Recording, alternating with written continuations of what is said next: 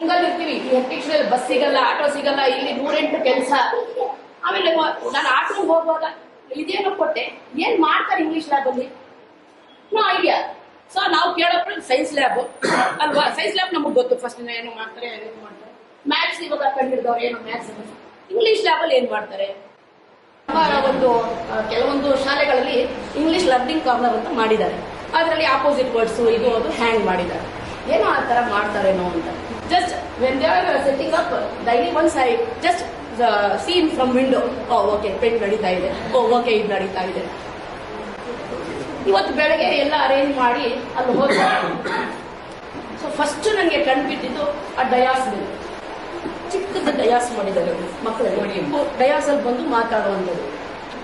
ಇವಾಗ್ಲಿಂದಾನೇ ಮಕ್ಕಳು ಇಂಗ್ಲಿಷ್ ಅಲ್ಲಿ ಅಲ್ಲಿ ನಿಂತ್ಕೊಂಡು ಸ್ಪೀಚ್ ಮಾಡೋ ಪ್ರಾಕ್ಟೀಸ್ ಬಂದ್ರೆ ಲೈಫ್ ಲಾಂಗ್ ಅವನಿಗೆ ಸ್ಟೇಜ್ ಫಿಯರ್ ಇರಲ್ಲ. So that is a very good idea. English ಲ್ಯಾಬಲ್ಲಿ ಅದು ಗೊತ್ತಾ ಅಂತ ನನಗೆ ಗೊತ್ತಿರಲಿಲ್ಲ. ಅಲ್ಲಿ ಹೋಗಿ ನಿಂತ್ಕೊಂಡು ನಮ್ಮ ಸ್ಕೂಲ್ ನಿಂತಿದ್ದೀನ ಅಂತ ಸ್ವಲ್ಪ ಹೊತ್ತಿಗಾಯ್ತು ನನಗೆ.